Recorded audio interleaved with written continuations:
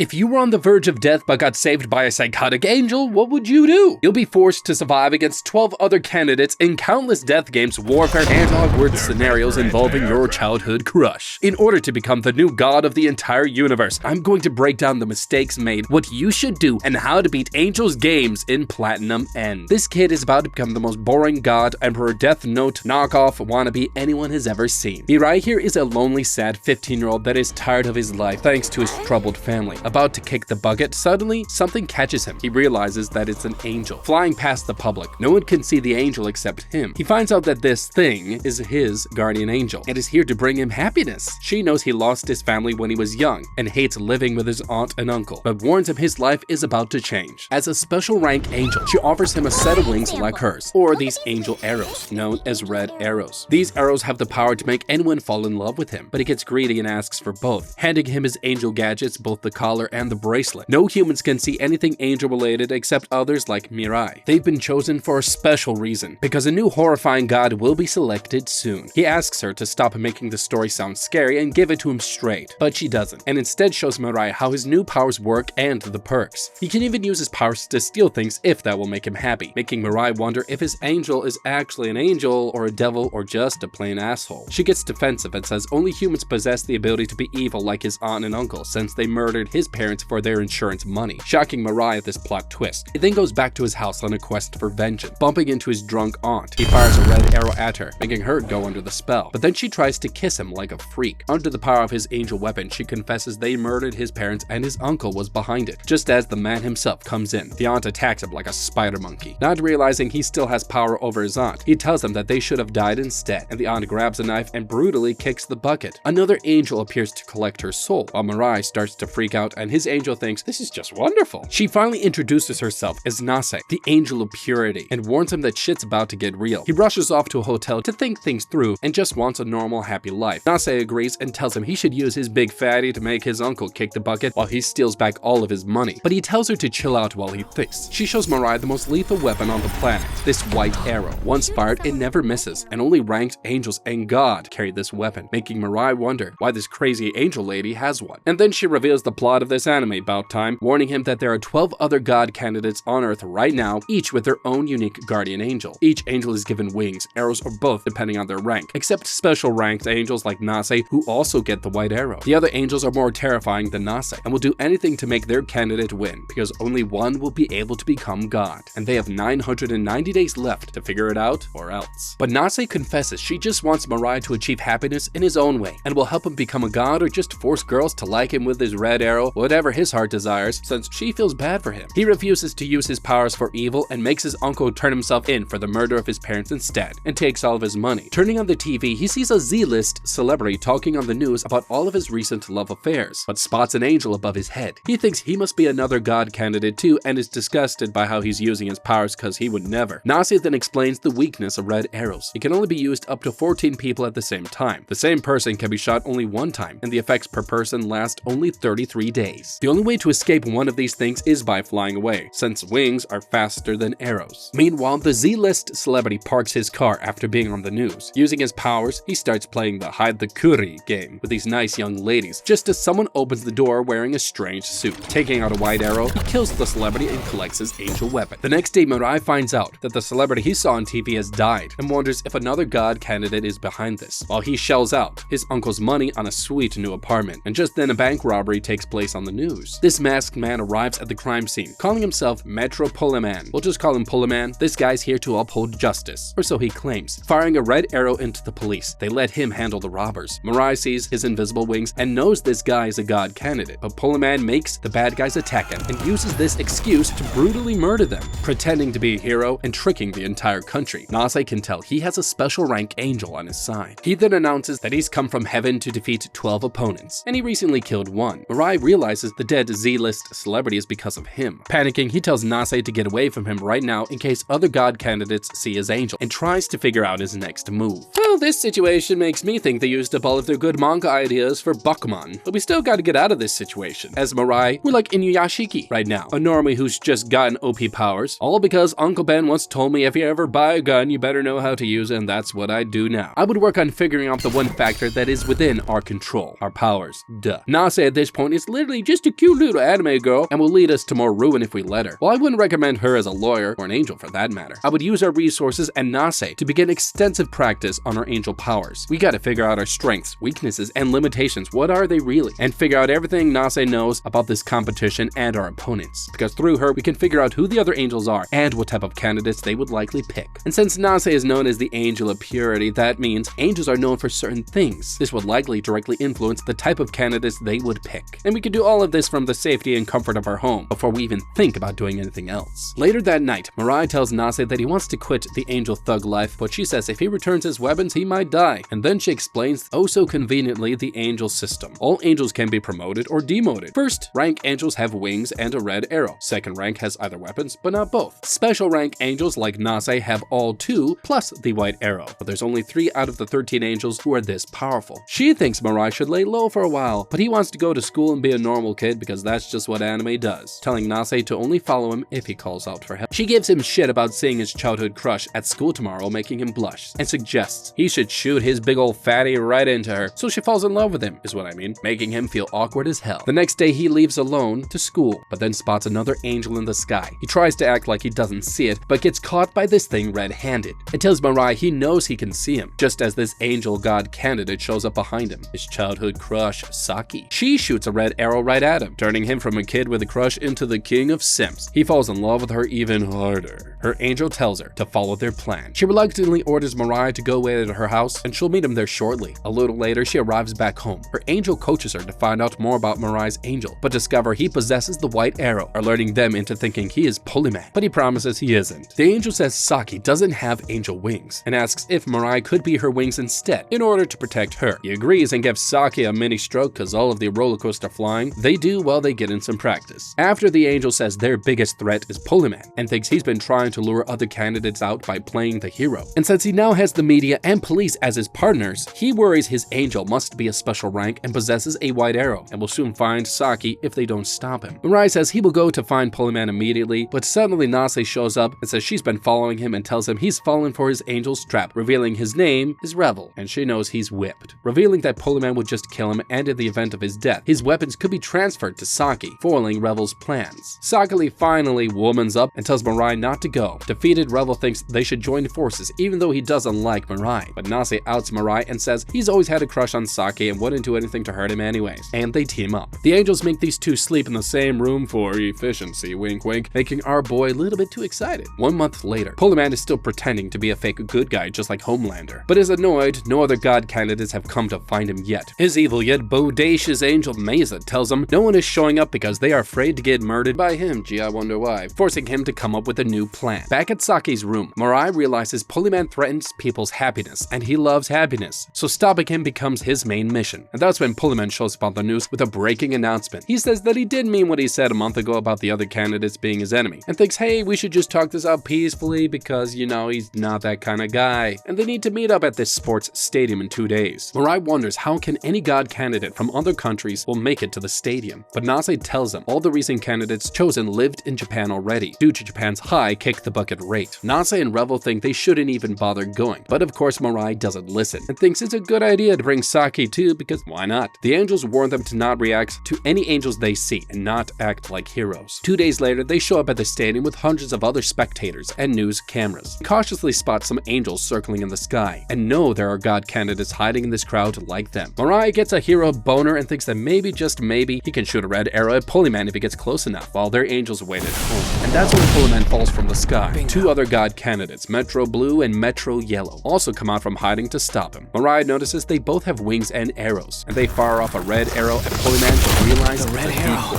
They call him out. Just as he appears on screen, he reveals the man on the ground is a human decoy, and says he will meet them another way, ending the call. These two rush to the human decoys to try and get information out of him, just as this other god candidate, this little girl, shows up. She says she's scared of Polyman and wants to team up with these two, but then gets captured by him and stuck with the red arrow. Knowing they're unmatched, they beg any of the god candidates hiding in the crowd to join them. 2 more then come out, Metro Pink and Green, with their hands up, declaring they only have red arrows. Metro Blue and Yellow shoot them with their red arrows, putting them under their spell. Everyone teams up and the crowd goes wild. It makes no sense why this place has no security. Metro Blue and Metro Yellow showing up acting like every other dumb generic protagonist ever. Even if we didn't know what was going on, we could have predicted this. It was obvious this guy is power hungry, and usually when people seek out more power in leadership positions, they do this because they want to control others. And here's the thing, people who do this because they want more control are usually not as aggressive or exploitive as leaders. But Polyman, from what we saw, is clearly super aggressive and cocky as balls, which means he's power hungry the worst way. It's clear that showing up and fighting him fair and square is a big no-no. The only way to fight fair is by fighting dirty. If I was Mirai, I would end this whole anime with one move. And if I'm wrong, Chipotle is on me, guys. We don't know what Polyman is gonna do, but at this point it can go two ways. These guys either will have a chill chat with him and end up fighting, or they won't have a chill chat with him and go down fighting. And because of this, I just would have waited until Tweedledee and Tweedledum over there make up their mind and either start chatting up or fighting Polyman. Then I would signal Nase to go chat with him with his back facing towards us, since no god candidate can see each other when they fly at super speed. This means that all contestants don't have super senses and can only fight what they can see. This means that while distracted and with his back turned towards us, Polyman wouldn't be able to see us launch at him with our wings, since he doesn't have superhuman senses. He would be totally vulnerable during this moment, which could let us close the distance and smash his balls in, knocking him out and win the day. Easy peasy. These two ask Metro Green and Pink to take out their red arrows, and that's when the little girl from earlier shows up on screen, forcing everyone to turn their attention away from the human Polyman decoy and towards the screen. Now under Polyman's spell, the little girl says their leader will now make an announcement in person. Polyman instantly appears behind them and fires his lethal white arrow at Metro Blue, killing him and shooting Metro with his red arrow, revealing that when they turned their attention away seconds ago, he switched places with the human decoy, and Metro Pink and Green were paid human actors this whole time, and never had any weapons, which these two would have known if they ever bothered to vet them properly. Metro Blue's Angel tries to sneak up and take back her candidate's weapons, but she's a dummy thick, and this alerts Polyman and demands he receives her candidate's weapons, gaining more wings, more arrows, and a whole lot of pent-up frustration. Mirai and Saki watch helplessly from the crowd, not trying to do anything smart. Polyman brings back the little girl and chains her up with Metro Yellow. He says the red arrow has limitations and won't be able to make these two kick the bucket on his behalf since they haven't done anything to him to feel bad about, and means they're not 100% loyal to him, and now they're useless. And then he tries to kill them, but Metro Yellow begs for his life and tries to fly off, pulling little girl's arm with him and breaking her bones in the process. Just before he gets publicly executed, the little girl's angel then shows up to beg for her god candidate's life. Polyman makes her beg harder and call out for help, and they weep for anyone to come save them. Remembering their game plan, Mirai, like a smart boy, is forced to just watch. About to crack and make a move, his angel Nase shows up, and she announces to Polyman that no more candidates will show up, forcing Polyman to kill this little girl. Nase then has a chat with him and says that while she doesn't feel any emotions for any human death candidate except hers, she will ask her partner to kill Polyman on the off chance he ever gets close to becoming god, threatening him in the absolutely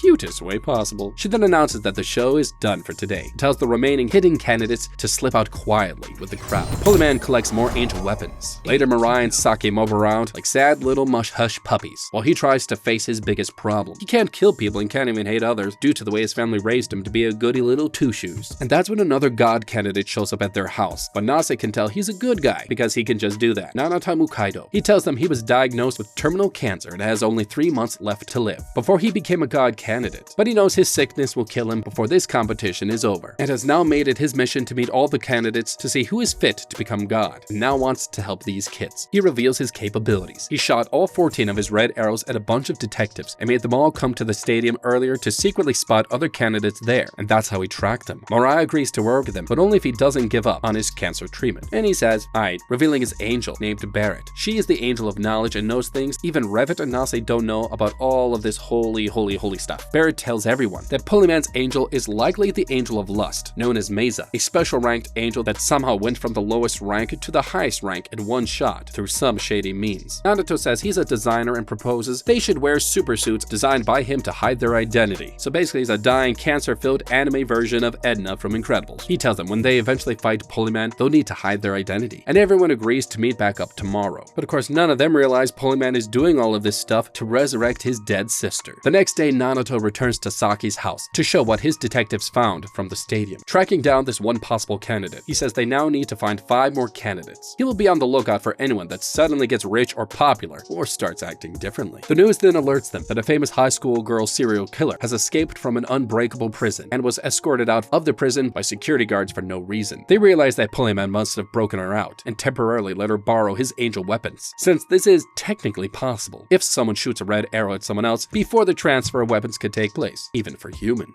Pressed for time, they create a breakdown of how many weapons Polyman has obtained, 3 pairs of wings and arrows. But the angels warn them the effect of a red arrow will only last for 33 days, which means any human who has borrowed a god candidate's powers will only have it for 33 days. Knowing the girl is a psycho killer, they think Polyman is using her craziness to force other heroes to come out of hiding to stop her. Knowing that this is definitely a trap, they say, hey, we should do something about it, and all agree to head towards her since they're dumb. And also, Polyman will probably be nearby waiting. The next day, the gang prepares to fight the girl serial killer and Polyman, and Naruto brings his angel Barret with him, along with weapons, since it's not against the rules to use human weapons to kill other god candidates. Debbie Downer Mirai hesitates yet again and asks Naruto what his kid would think about all of this violence, but he says, fudge them kids, and loads up. I love this guy. Just then, the news alerts a new victim has been found on this rooftop. Naruto says the location of this next murder was designed to be highly visible and only reachable by people like them, which means they ain't gonna be able to hide anymore. Discussing the plan, Naruto will confront the killer and act as bait, while Mirai will shoot him with a red arrow, since Naruto used all his red arrows on his detectives earlier. He tells Mirai that he can also use his white arrow if he ever wants to stop being a lame pussycat of a boy, and hands him a special super suit. He orders Revel and Saki to stay behind, while the adults and adolescent shonen protagonists handle this. They rush to the tower. Naruto heads up to meet the killer, while Mirai hides. Confronting her, she reveals it's a trap, just as the entire building blows up. Okay, this is getting ridiculous and I love it. All of Polyman's plans hinge on people showing up, which is stupid and very convenient. Naruto wants to be a hero, but there was no reason for the angels to show up to the tower because that just made it obvious that there were two candidates coming for Polyman. And even if they waited for Polyman, he still could have tricked them with another body double last minute. And also, there's no way to know who the real Polyman was unless he showed his powers to confirm it. If I was them, I would have recognized that way more innocent people are going to die. I would have just let Polyman do his thing instead, while we worked out on how to actually beat him and not play his silly little short-term game. Mirai goes to save Naruto and finds out his suit just barely saved him, and that's when Polyman shows up.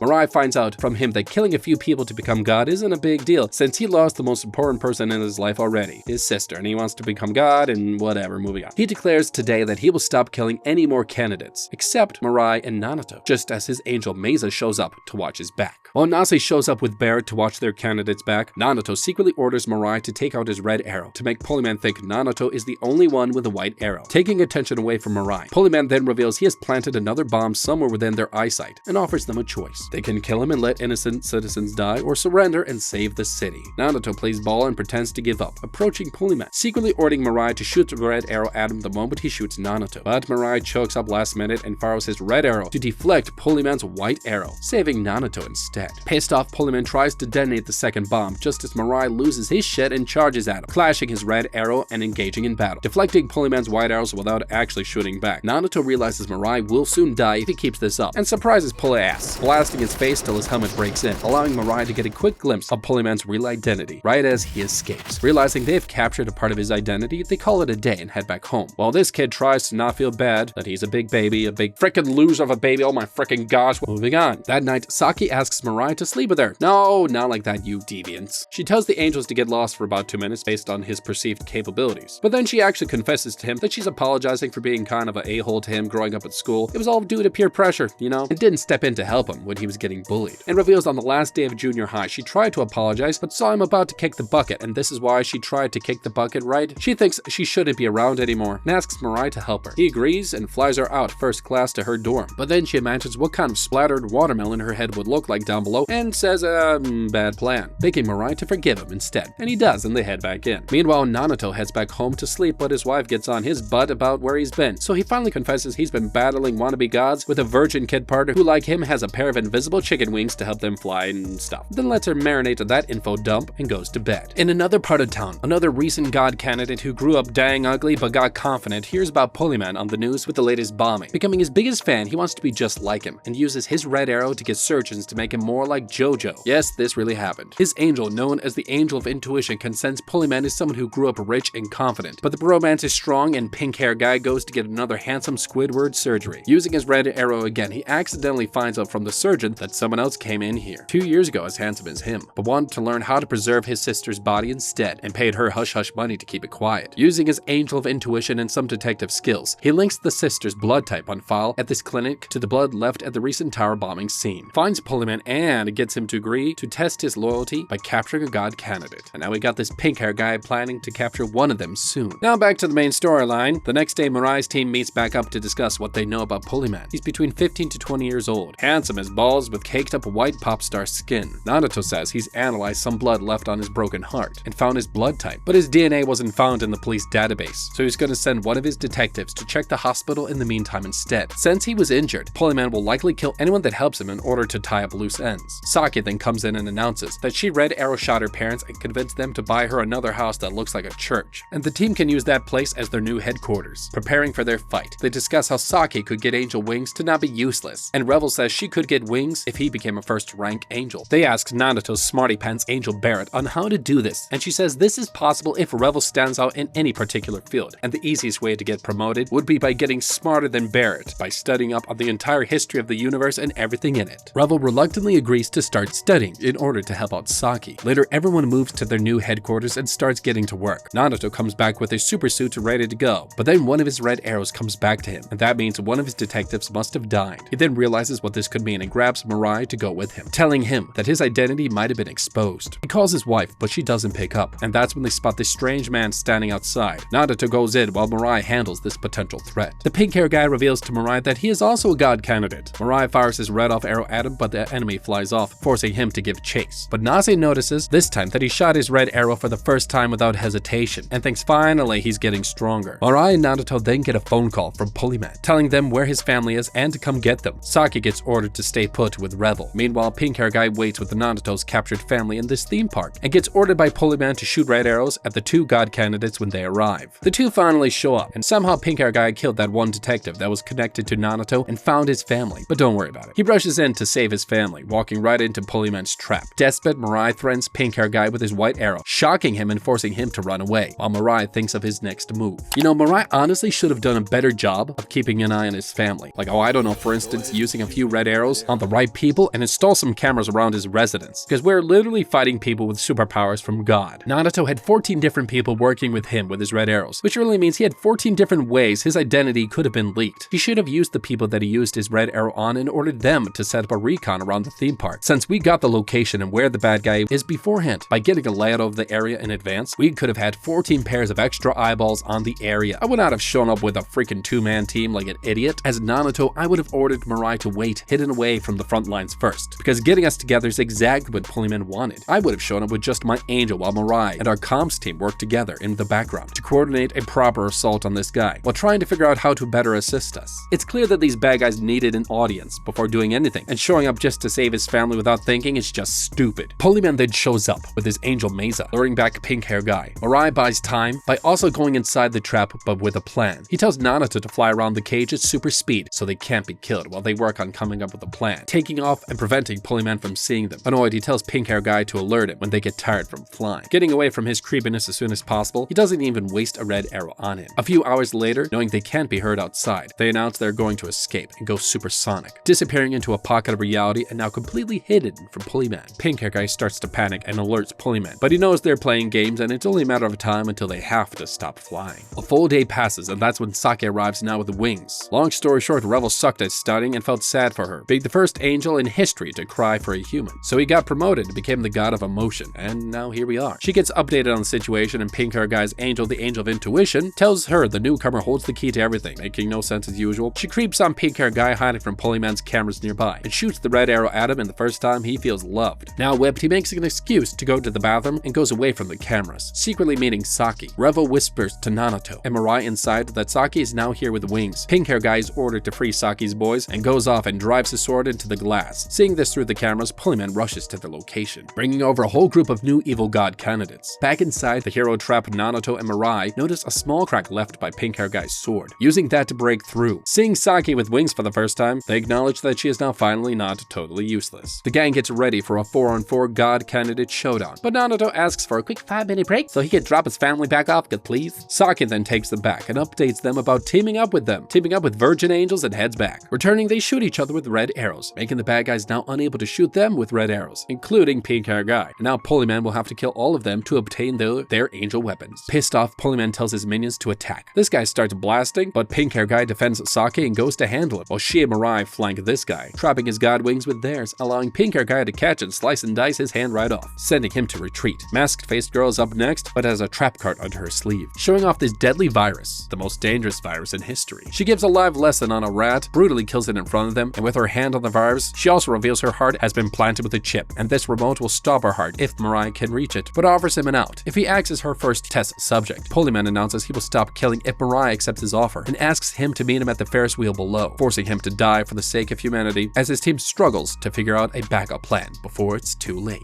So guys, what do you think? Did you like the video or didn't you like the video? Let us know what you think about it. Don't forget to like, subscribe, and leave a comment down below. And as always, don't forget to check out our How to Beat playlist.